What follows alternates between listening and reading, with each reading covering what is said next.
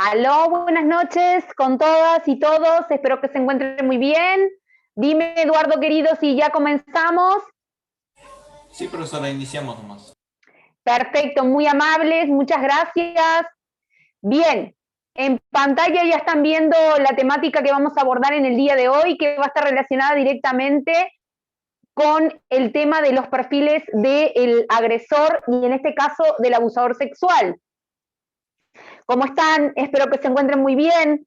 Muchas gracias por estar aquí, un placer poder encontrarme con todos ustedes.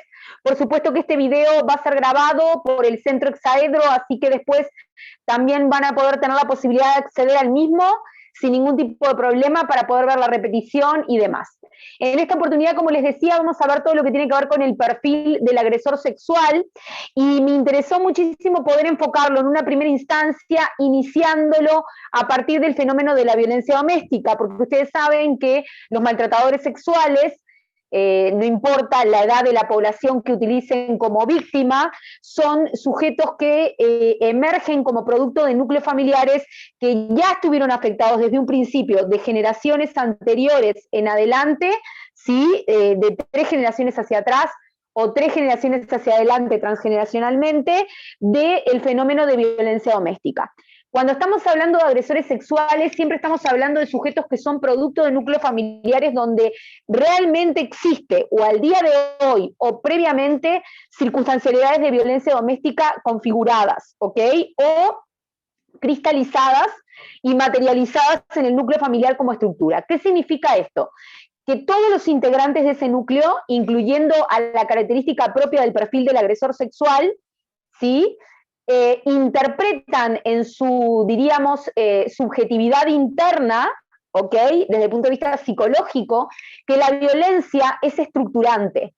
O sea, el código de comunicación de la violencia está presente en todos los integrantes de ese núcleo familiar, así como también en la mente de este sujeto que agrede y ataca sexualmente a otras víctimas, ¿ok? En realidad, en la mayoría de los casos, lo que nosotros trabajamos en la parte de perfilación criminal en este tipo de sujetos de agresores sexuales está unido a que cuando están atacando a la víctima, están recreando en sus mentes, por supuesto perversas, la estructura donde ellos fueron atacados en un pasado. Obviamente este elemento no lo justifica ni tampoco es, diríamos, una apología de esa manifestación, porque es una patología lo que tienen, que por supuesto que tampoco se justifica desde el punto de vista moral, ¿no verdad?, y jurídico, porque sea una patología, pero se explica desde el punto de vista estructural y configuracional desde ese lugar. Por eso es importante siempre, cuando estamos hablando de estos fenómenos, partir de la conceptualización vinculada directamente a lo que significan los núcleos familiares no abordados a tiempo de 2 o 3 generaciones antes, con situaciones instaladas de violencia doméstica y violencia de género en el núcleo familiar. Y ahora vamos a ver cómo esa estructura genera a consecuencia las patologías en estos perfiles y hace que estos sujetos sean producto de este tipo de núcleos familiares. Yo les voy a dejar alguna información relacionada a la violencia doméstica en general, que nosotros sabemos que es un fenómeno multicausal, porque tiene incidencias en el orden político-social de un país, en el orden académico y en el orden asistencial y de intervención inmediata. Pero también les traía algunas definiciones de lo que es la violencia en general para que podamos entenderla desde la cabeza del maltratador. La raíz etimológica corresponde al concepto de fuerza, es una acción contra el natural modo de proceder. Claramente cuando estamos hablando, por ende, de maltratadores sexuales, estamos hablando de sujetos que tienen instalados en su mente la violencia justamente como código y se interpreta esa violencia como una forma contra natura de ser frente a la realidad. Si pasamos al terreno psiquiátrico clínico, nos vamos a encontrar claramente entonces con sujetos con un trastorno de personalidad. ¿Por qué? Porque en realidad la alteración se encuentra presente en las formas de ser frente al mundo o en lo que significaría su moralidad o su manera de ser y comportarse en el mundo que lo rodea. Por ende, son justamente los trastornos de personalidad los prínceps que configuran los abusadores sexuales, es la patología que se asocia al abuso sexual y está vinculada a una normalidad en la moralidad. En un pasado se los llamaba patológicos o anormales morales, porque en realidad el concepto de cómo soy yo en el mundo está completamente adulterado y transmutado. O sea que es un sujeto que actúa a conciencia de que hace mal, pero necesita ejercerlo, y aquí justamente radica su complejidad para poder trabajarlo en el punto de vista justamente clínico, en la intervención y en la prevención. Hay una diferencia entre el concepto de violencia y agresividad, y esto también es importante que lo sepan cuando estamos perfilando agresores sexuales. Se les dice agresores u ofensores sexuales, ¿sí? En realidad yo estoy más acorde a que se les diga ofensor sexual, porque la agresividad en sí misma es una potencia, es una fuerza que no necesariamente está vinculada a la violencia. ¿Cuál es la diferencia? Que la violencia es una conducta con un determinado objetivo y sentido premeditado antes de comportarse de la manera que se comportan, para obtener un beneficio a cambio, mientras que la agresividad es solamente el impulso, solamente el vector de ejercer una cierta potencia, ¿sí?, sobre determinada circunstancia, como respuesta, les diría que casi vegetativa, casi automática.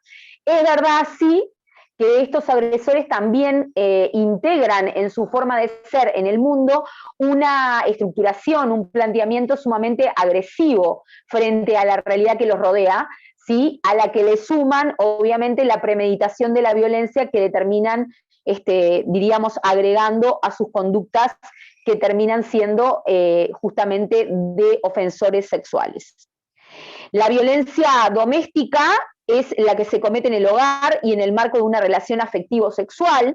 Por eso mismo justamente estos sujetos siempre están involucrados en este tipo de situaciones, así como también siempre son producto de este fenómeno dentro del núcleo familiar, ¿sí? Y también tenemos justamente la presencia de las relaciones de abuso, ¿no?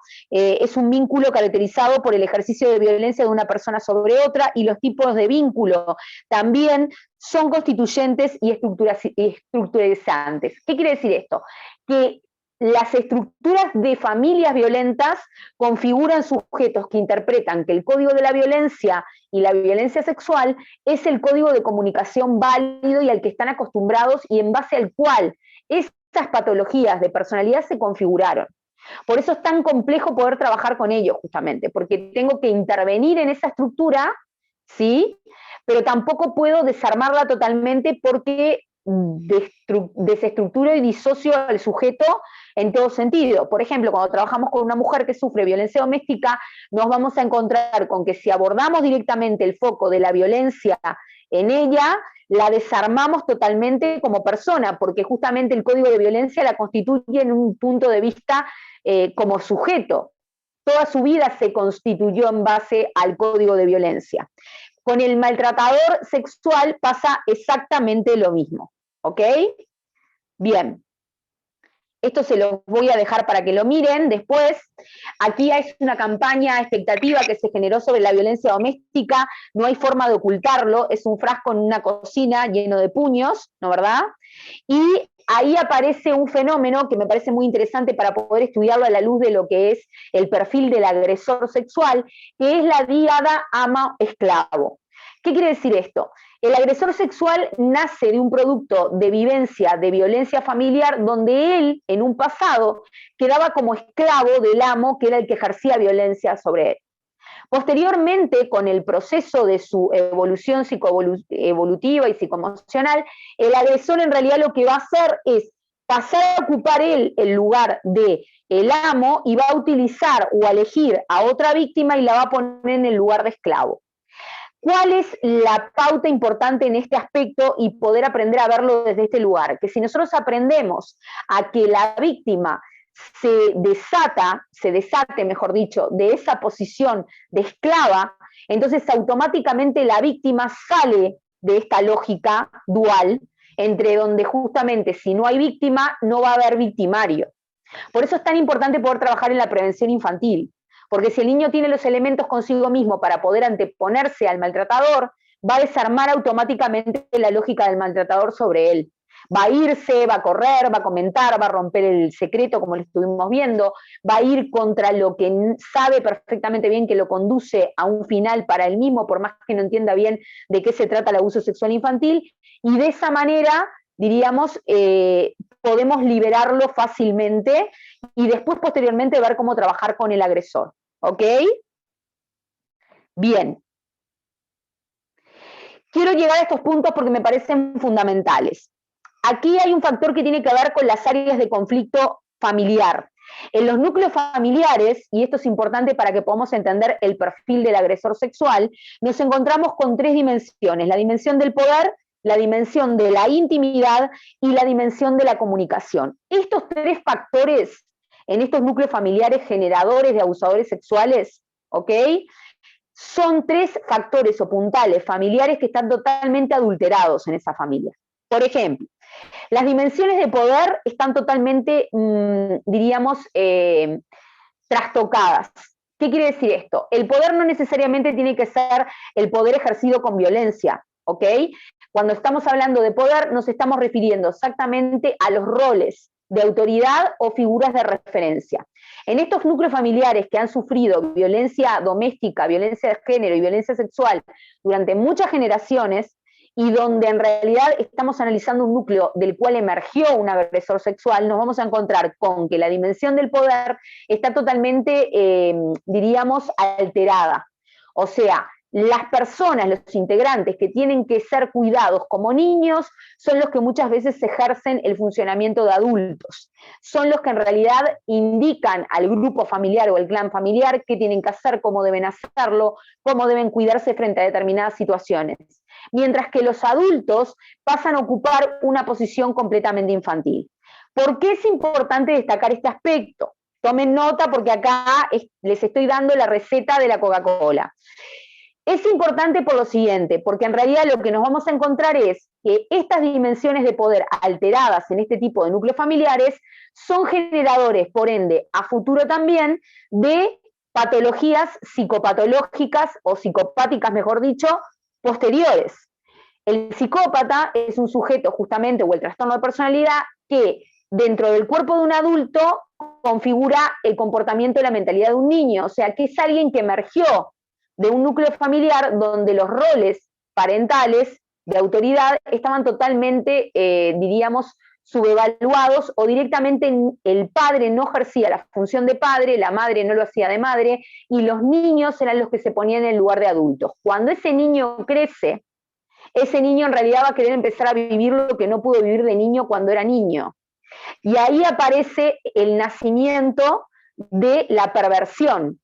El perverso en realidad es, diríamos, un niño que nunca tuvo tiempo de vivir como niño y comienza a ejercer su vida de niño en un cuerpo de adulto.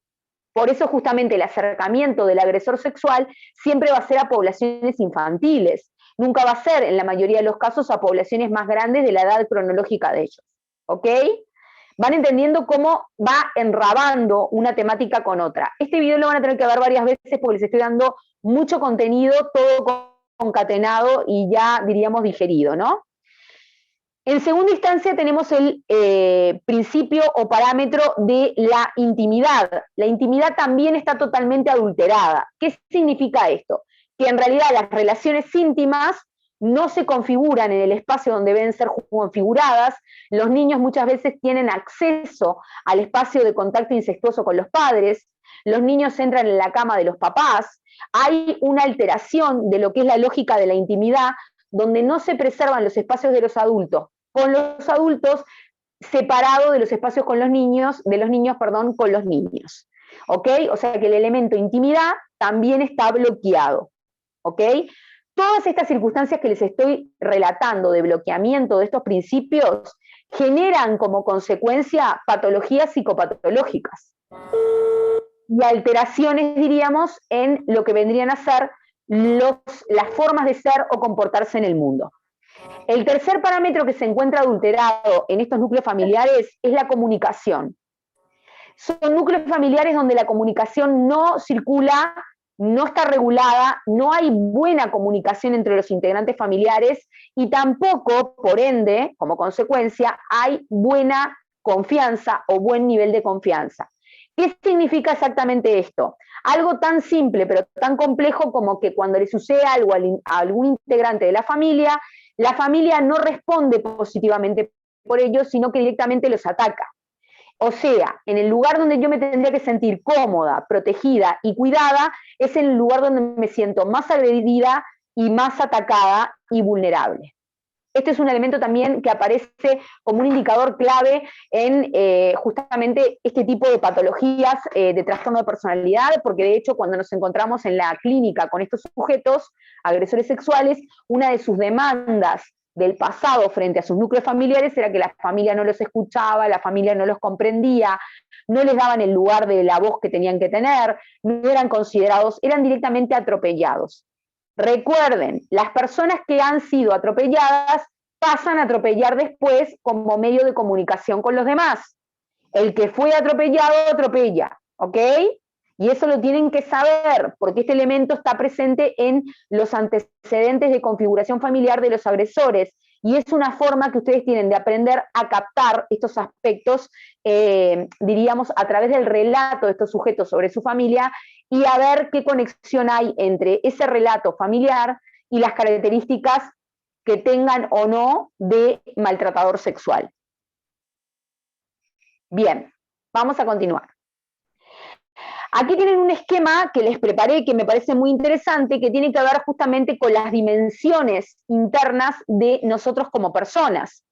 Por ejemplo, en el esquema de arriba, ustedes se van a encontrar un adulto grande, que es la referencia que tenemos a todas las ideaciones de figuras de referencia de autoridad, ¿sí? Los límites bien puestos, donde en realidad el núcleo familiar funciona con adultos de referencia estable, ponen bien los límites, ¿sí? Eso permite que el niño esté protegido y que pueda vivir como niño, y se configura entonces una estructura yoica sana. El niño, diríamos, sabe quién es, sabe hasta dónde puede llegar, respeta, no transgrede los límites y se comporta. De hecho, va a tener una buena inserción social, por consiguiente. Recuerden que la familia es el primer espacio de socialización con el que tiene contacto el ser humano. En este tipo de esquema familiar, el de arriba, nos vamos a encontrar con figuras de autoridad sanas, figuras de contención presentes, porque como los papás son sanos, cumplen la función correcta y por ende contienen, por ende son confiables, si al niño le pasa algo les va a ir a contar, o sea, el secreto desaparece ahí en caso que hayan abusadores sexuales por la vuelta, ¿sí? Una instancia de respeto, ¿sí? Integridad y concepto de seguridad personal. Hay a su vez leyes y hay normas. El espacio de los adultos no es ocupado por los niños y el espacio de los niños no es invadido por los adultos. O sea, nadie transgrede el espacio personal de los integrantes familiares y se respetan las edades y las evoluciones psicológicas que hay en cada integrante. Los adultos no van a estar sexualmente con los niños y los niños no van a estar sexualmente con los adultos. ¿Ok? Orden. Va a haber una coherencia y una concordancia. Si el padre o la madre dice que no, es no ahora y va a ser no dentro de 20 años. Y va a poder mantener esa cordura. O sea, no es una autoridad infantil la figura del padre o la figura de la madre, porque preserva su espacio adulto. ¿Ok? Hay lógica, hay integración social y hay empatía y amor hacia terceros. Si yo me siento que puedo crecer y nacer en un medio donde el amor sea lo que rige y el respeto esté presente, voy a poderme amar a mí mismo, construirme como ser humano integral y poder pasar por ende después, posteriormente, a amar a terceros. ¿Bien? En el esquema de abajo tenemos la realidad familiar totalmente contrapuesta de la que emergen la mayoría de los abusadores, que de hecho representan los núcleos familiares con violencia doméstica. El niño es enorme, o sea, hay como una idolatría al rol o a la posición infantil. El niño es el que controla todo, el que maneja todo, el que determina qué se hace, qué no se hace. Todos corren atrás de los gustos del niño, todos le hacen los gustos al niño, no hay límites. Y por ende nos encontramos con un ello, que es, diríamos, como un yo más unido al instintivo, mucho más grande que la estructura yoica. Entonces, ¿qué significa? Generación o producción de sujetos con baja autoestima, con grandes niveles de instintividad y de manejo de conductas impulsivas, sin ningún tipo de control en cuanto a que si quieren hacer algo van y lo hacen y no consultan a nadie, y sujetos que en realidad se manejan totalmente, diríamos, parias o separados totalmente o exiliados totalmente de lo que es el funcionamiento por un clan. O sea, no responden a las normas del equipo familiar. Se manejan y se cortan absolutamente solos. No hay ley, hay pérdida y falta de autoconocimiento, porque si a mí no me ponen leyes, si no me ponen límites, no sé hasta dónde voy yo en mis derechos y hasta dónde van los derechos del otro, o sea que comenzamos mal.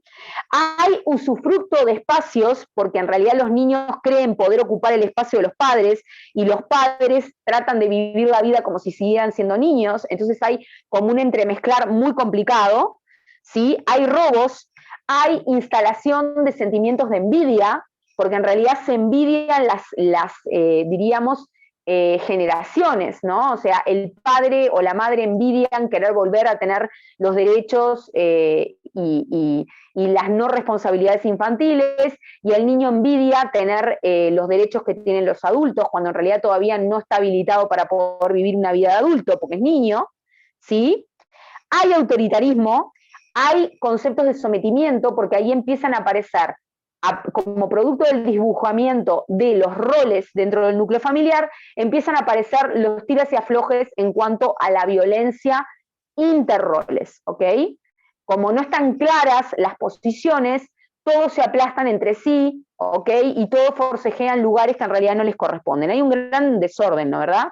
Violencia, sí, y hay instalación o presencia de autosatisfacción, o sea, el niño empieza a interpretar que de la misma manera que él puede controlar el núcleo familiar como quiere, puede controlarse a sí mismo como quiere, comienza esto de una autonomía, diríamos, muy pueril, donde empiezan a hacer cosas que no corresponden para la edad que tienen, y ahí se inicia todo este proceso deteriorativo que termina en muchísimos casos conduciendo a que de estos núcleos familiares con justamente, diríamos, una patología, ¿sí? De configuración, emerjan, ¿sí? Muchísimos casos de abusadores o maltratadores sexuales cuando estamos hablando de esta temática. ¿Ok? El antecedente en la mayoría de los casos son sujetos con configuraciones familiares patológicas, ¿sí? Que aquí les estoy explicando por qué eso genera esto otro que estamos viendo del perfil del agresor. ¿Cuáles son las combinaciones posibles, ¿sí? Dentro del núcleo familiar y qué combinaciones conducen a los destinos violentos dentro de la familia? Yo acá les armé un esquema donde nos vamos a encontrar con la figura de la madre, el padre y el niño, ¿sí? En el primer embudo, lo que se van a encontrar es un núcleo familiar, ¿sí? Totalmente desconfigurado, patológico, donde nos encontramos con una mamá que no es pareja del papá, que funciona como la mamá del papá, y a su vez funciona como la mamá del niño, y con un padre que compite entonces configuracionalmente con el niño por el amor de la madre. De ahí empezamos mal, porque las figuras de autoridad no están respetadas, y en realidad lo que empieza a pasar es que ya se están tocando y se están aplastando intergeneracionalmente. El niño no tiene que competir por el amor de la madre con el padre, porque el padre no es un par, el padre es el padre y la pareja de la madre. Ahí está presente en el primer embudo la mezcla incestuosa. O sea, podríamos decir que el desorden que instala este tipo de familia ya después genera el desorden que vamos a encontrar en la mente del agresor sexual. ¿Ok? Bien, perfecto. Hay una lucha de poderes por amor, materno-femenino, aparecen los pensamientos celotípicos que después se van a ver muy presentes en las violencias domésticas contra el género femenino, de celar, luchar por amor contra el padre por el amor de la madre, ¿ok? La madre es como un objeto, o sea que la figura femenina queda en una posición objetal. Están aprendiendo eso, ya cuando nacen en ese tipo de núcleo. ¿Sí? Aparece la presencia de violencia doméstica, que claramente es transgeneracional y seguramente los antecede donde existieron casos de violencia doméstica previa en los abuelos, en los bisabuelos, y empezó a empeorar ahora en el presente, hasta que a futuro termina generando agresores sexuales como producto de ese tipo de configuraciones familiares patológicas.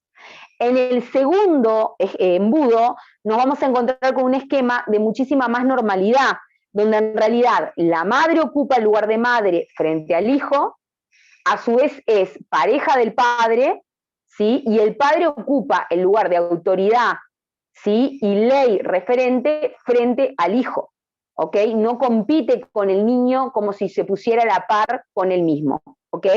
El padre es la ley y hay un corte incestuoso. El tema del corte incestuoso no es que me quiera poner demasiado psicoanalítica con ustedes, pero sí es importante que lo entiendan. ¿Por qué? Porque el corte incestuoso es la explicación por la cual, cuando no está presente en las maneras de criar a los hijos, la familia corre el riesgo de estar creando o criando a un perverso. Los perversos justamente tienen un problema de que pasan a la comisión de la perversión con niños porque el corte en las conductas incestuosas no estuvo presente en su infancia. Ellos vivían situaciones como si fueran adultos, cuando eran niños, se metían en la cama de los padres y había un sinfín de otras cosas que empezó a configurar esa cabeza. Esa cabeza no nació de la nada, ¿ok? En el caso de los núcleos sanos, es un núcleo con más elementos protectores, y el niño puede ser niño y los adultos pueden ser adultos y ejercer su vivencia como tal. También hay esquemas relacionados al tipo de configuración de comunicación, ¿ok?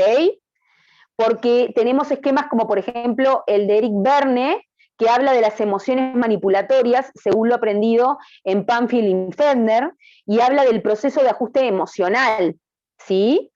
Sobre principalmente las maneras de comunicarse en estos núcleos, que involucran formas de comunicarse entre los integrantes equivocadas, porque está instalada la violencia, después ustedes lo pueden ver más profundamente, pero principalmente hay como una mala interpretación de las emociones. O sea, la impronta emocional que se le da a las conductas de comunicación entre los integrantes de la familia son desacertadas.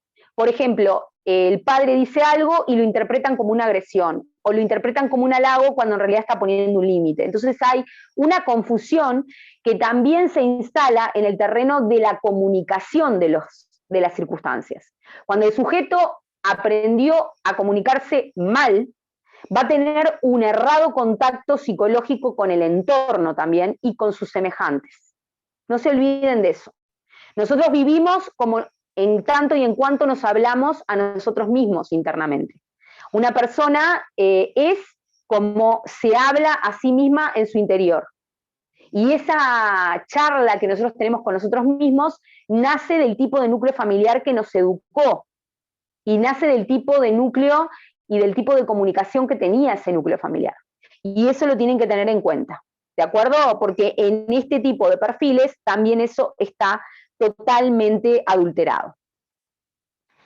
Hay características de adultos agresores. Aguárdenme un segundito, por favor, que tengo un temita. 3 segunditos, estoy con ustedes, igual no me fui.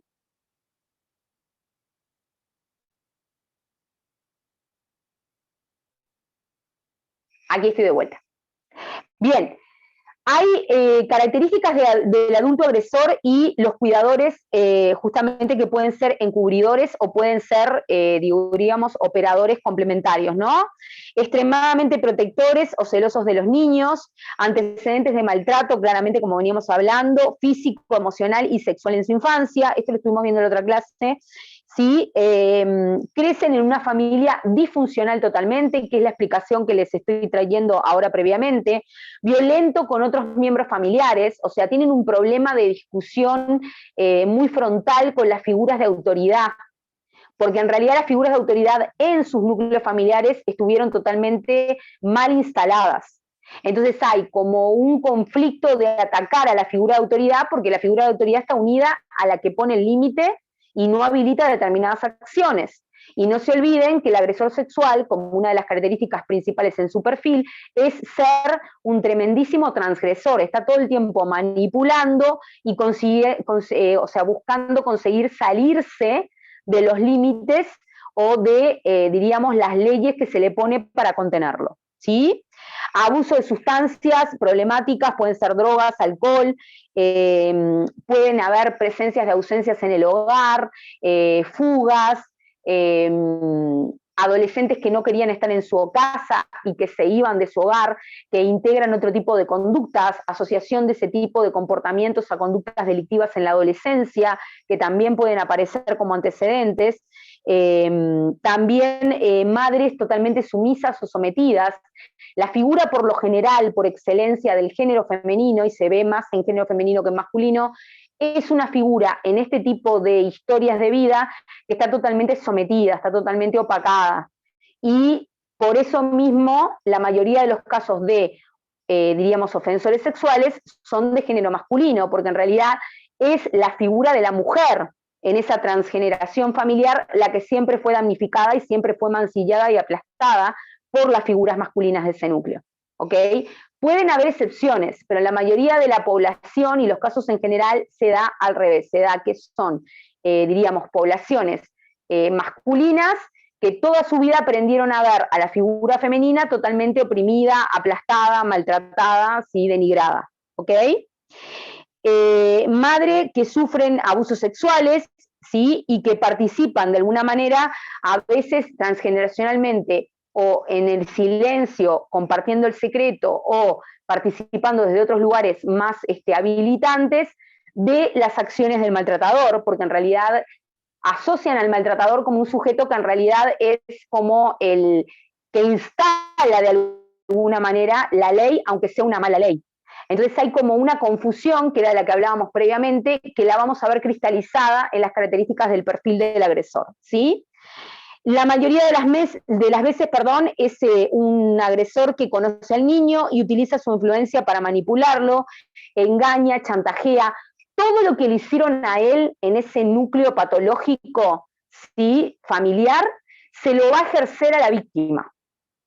Y él se va a poner entonces en el lugar del verdugo en esta oportunidad. Eso no se lo olviden, por eso es tan importante que puedan tener presente la presencia de indicadores de violencia doméstica como antecedente de la configuración de las estructuras de perfil violento. ¿Sí?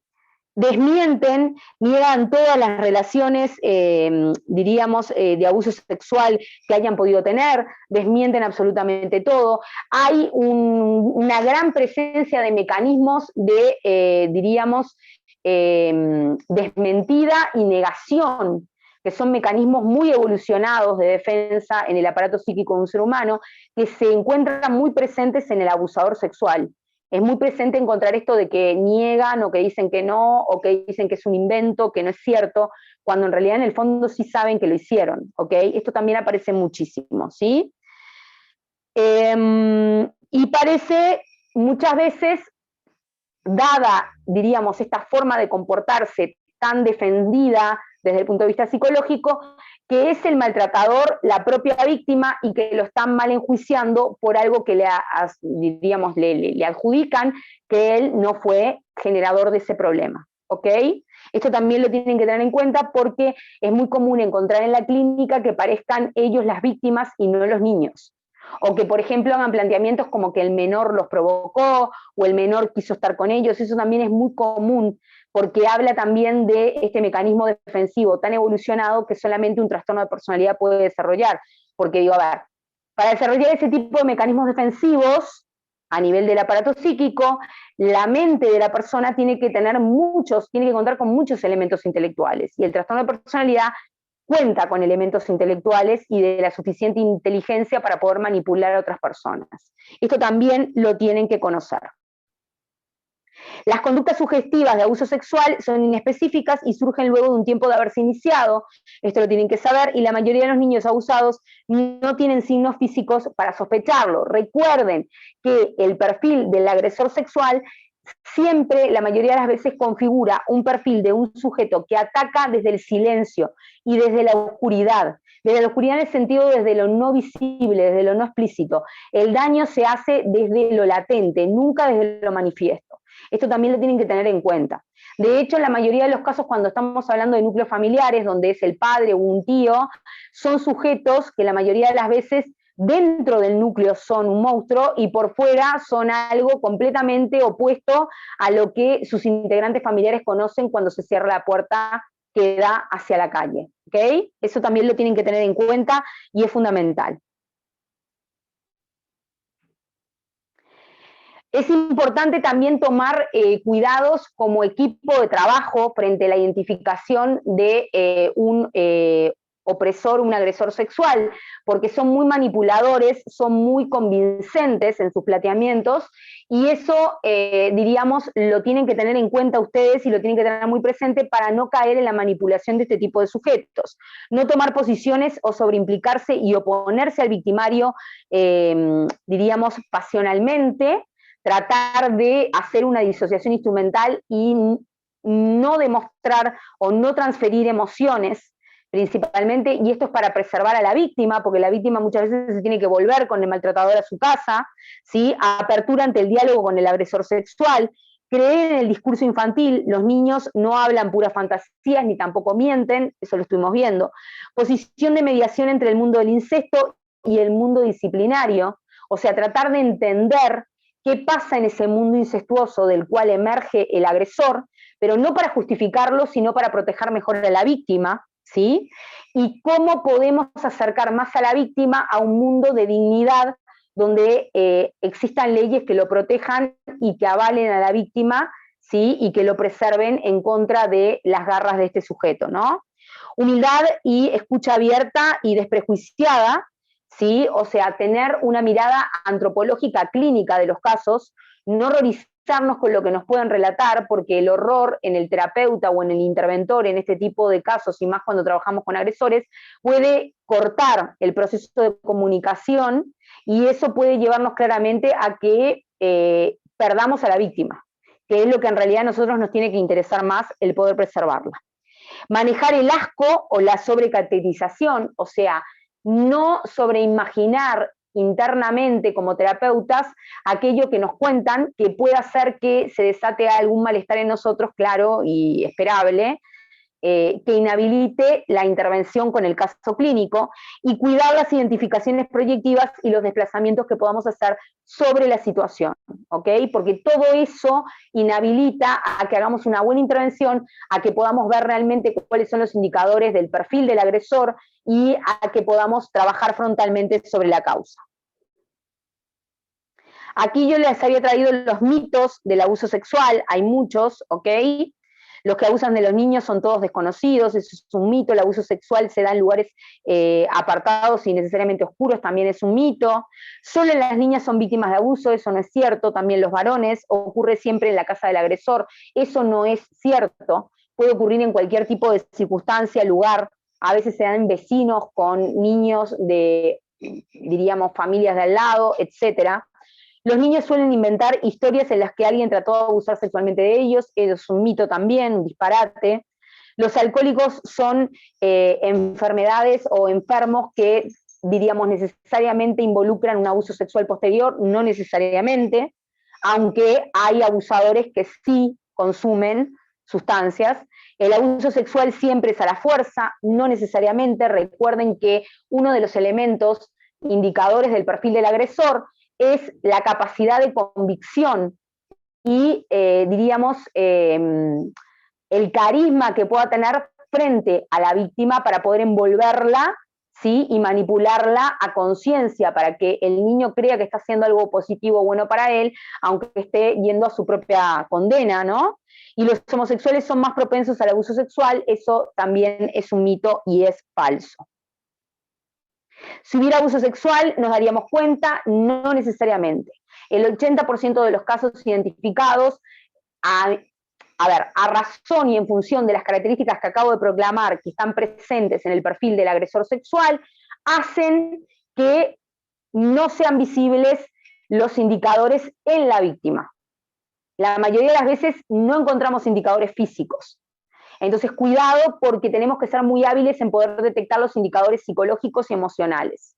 Y poder captar también las características de perfil del agresor. ¿Sí?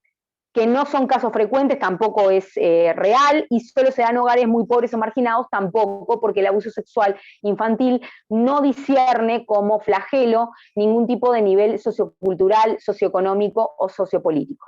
O sea, atraviesa a todos los ámbitos por igual. Eduardo, no sé cómo estamos de tiempo.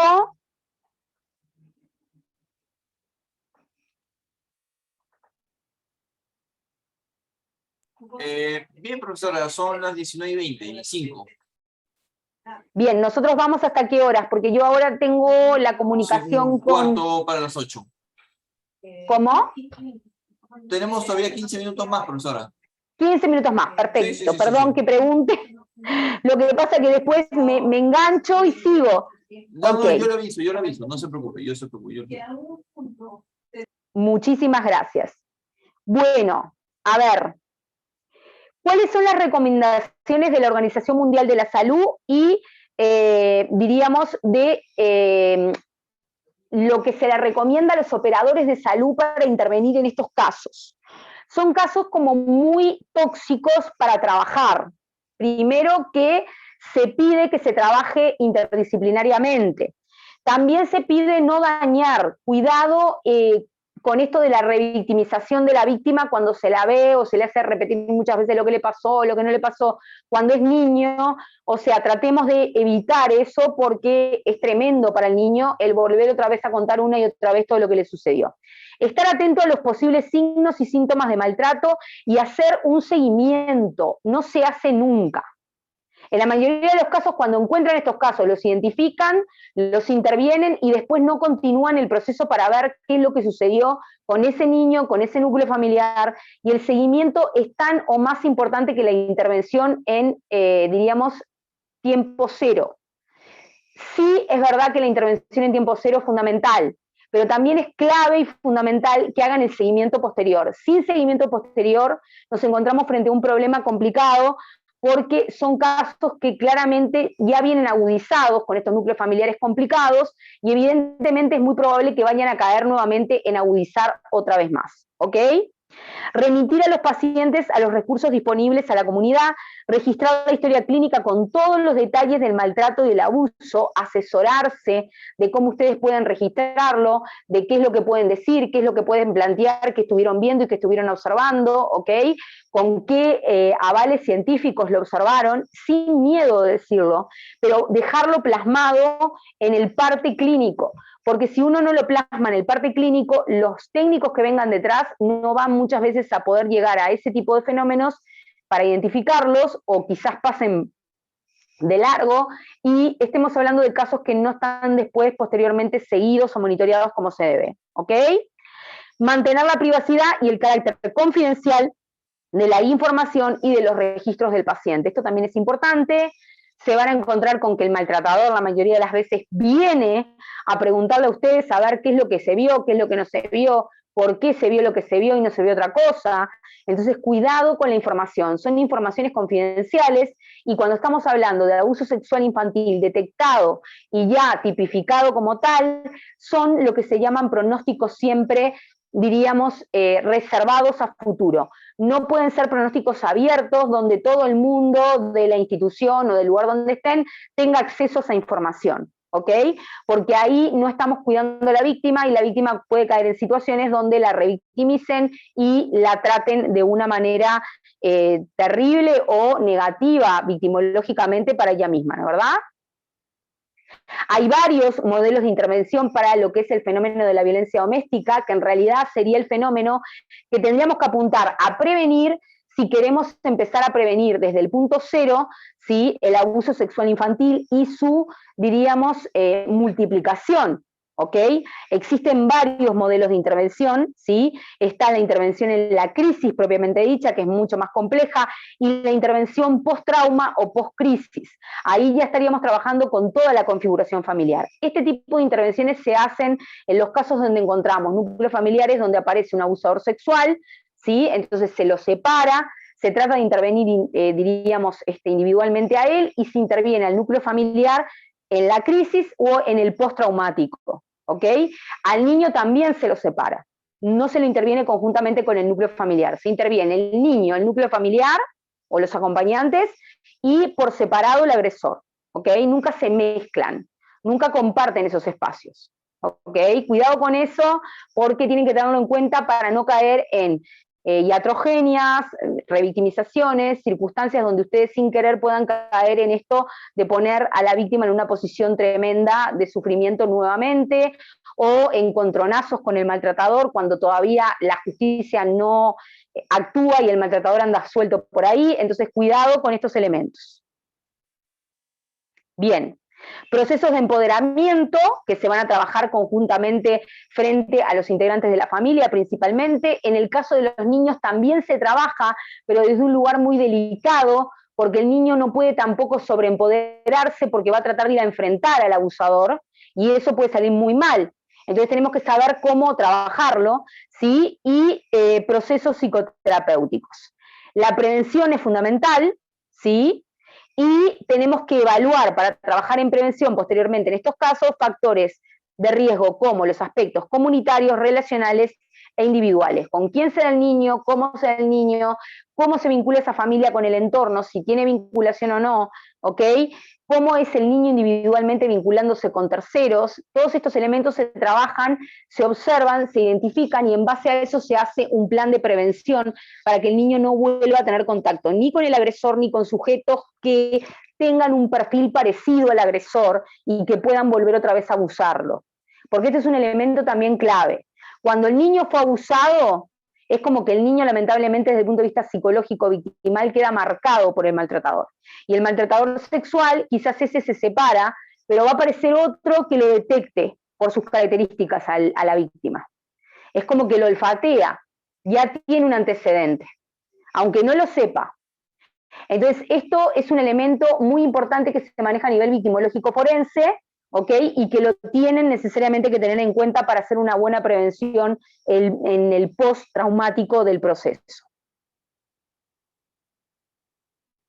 La necesidad claramente de factores de riesgo específicos asociados a la violencia doméstica como una estructura familiar autoritaria, o sea, todo lo que ha generado que la familia sea violenta, como estuvimos viendo en un principio de esta ponencia, son los factores de riesgo para la víctima de abuso sexual infantil que ustedes acaban de intervenir. Entonces, todos esos elementos tienen que ustedes cuidarlos en el post-traumático de la víctima, ¿ok? Tienen que trabajar en red, trabajar en equipo y hacer un trabajo de nodo interdisciplinario donde haya muchos técnicos trabajando sobre el niño sin caer en revictimizarlo por esa razón, ¿ok? Hay que trabajar con niveles de prevención, medios de comunicación y educación para la vida bajo el código de la no violencia. O sea, en realidad tenemos que apuntar a erradicar este flagelo desde distintos puntos, ¿sí? Desde distintos medios y utilizando todas las herramientas que tengamos para que cada vez sean menos los casos, diríamos, extremos que produce la violencia doméstica en los hogares, que en este caso sería lo que se llaman los abusadores sexuales infantiles, que esos son las patologías más extremas que puede producir un núcleo familiar que está conviviendo con violencia familiar por muchas generaciones sin ser atendido previamente. ¿Ok? Cuando se encuentren frente a un agresor sexual y frente a una víctima de abuso sexual infantil, pregúntense ustedes internamente cuántas generaciones antes, ¿sí?, de esa familia no fue debidamente abordada en su patología de violencia, que expliquen hoy que o hayan generado como producto de esa familia violenta a un agresor sexual o hayan generado lamentablemente a una víctima infantil inocente. ¿Ok? Muy bien. Espero que les haya gustado. Yo por lo pronto quedé por aquí. No sé si hay preguntas y respuestas, o mejor dicho, preguntas. Respuestas se las voy a tratar de dar yo. Es un tema bastante complejo, pero se los traté de dar desde un lugar muy enriquecido, que no lo deben haber visto en otras partes, así que espero que lo disfruten. Y que les sea de utilidad. Disfrutarlo en este caso sería que sea operativo y disfrutable. Los escucho, Eduardo.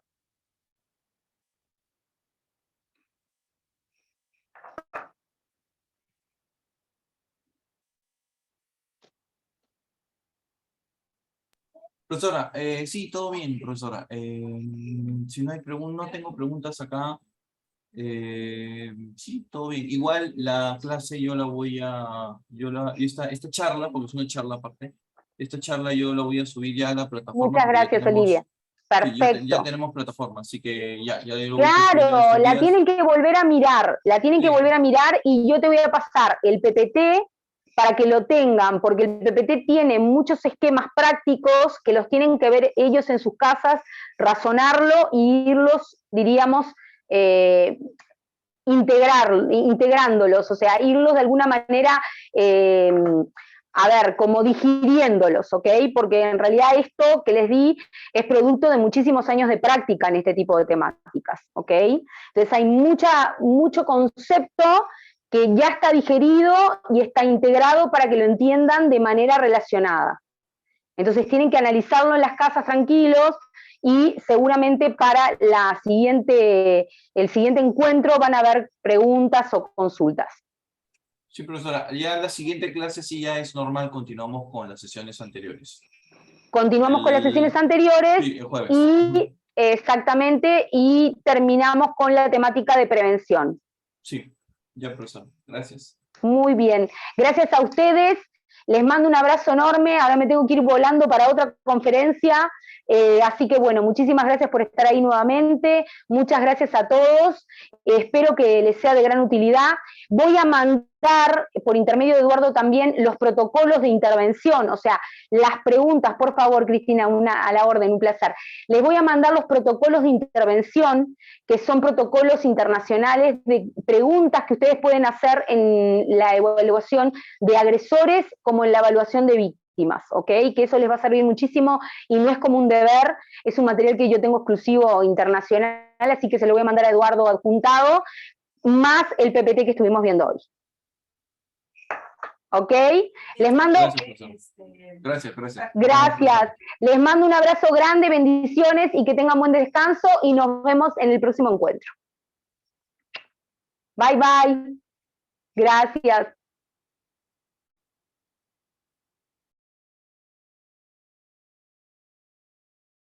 Sí, ¿qué tal, chicos? Sí, se los voy a mandar al WhatsApp y ya voy a subir todo a la nueva plataforma y ya les voy a indicar cómo deben de hacer todo. No se preocupen.